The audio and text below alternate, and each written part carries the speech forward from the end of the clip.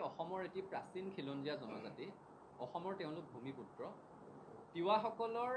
ইতিহাস বাদ দি অসম উত্তৰ পূৰ্বাঞ্চলৰেই নহয় ভাৰতবৰ্ষৰ ইতিহাসে সম্পূৰ্ণ নহয় গতিকে অসমৰ এই প্ৰাচীন জনজাতিটোৱে অসমৰ এই ভূমিপুত্ৰসকলে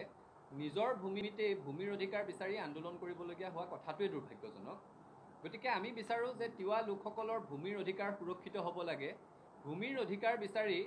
এটা জনজাতি আন্দোলনত নামিবলগীয়া হোৱাটোৱে দুৰ্ভাগ্যজনক আৰু সেইকাৰণে এই বিষয়টোৰ স্থায়ী শান্তিপূৰ্ণ সমাধানৰ বাবে ছাত্ৰ সন্থাই অসমৰ মুখ্যমন্ত্ৰীগৰাকীৰ হস্তক্ষেপ বিচাৰিছোঁ মুখ্যমন্ত্ৰীগৰাকীয়ে এটা মৰ্যাদা সম্পন্ন পৰিৱেশত আলোচনাৰ ব্যৱস্থা কৰিব লাগে জাগিৰোড সমষ্টিৰ সন্মানীয় বিধায়ক পূৰ্বৰ চৰকাৰৰ মন্ত্ৰী পীযুষ হাজৰিকা ডাঙৰীয়া তিৱা জনজাতিৰে এগৰাকী প্ৰতিনিধি মৰিগাঁও সমষ্টিৰ সন্মানীয় বিধায়ক ৰমাকান্ত দেউৰী ডাঙৰীয়াৰ উপস্থিতিত মুখ্যমন্ত্ৰীগৰাকীয়ে তিৱা জনজাতিৰ যিসমূহ জাতীয় সংগঠন আছে তিৱা ছাত্ৰ সন্থা তিৱা সাহিত্য সভাকে ধৰি তেওঁলোকৰ সৈতে আলাপ আলোচনাৰ মাজেৰে বিষয়টোৰ এটা স্থায়ী শান্তিপূৰ্ণ সমাধান কৰিব লাগে আৰু এটা কথা স্পষ্ট যে তিৱাসকলৰ ভূমিৰ অধিকাৰ সুৰক্ষিত হ'ব লাগিব।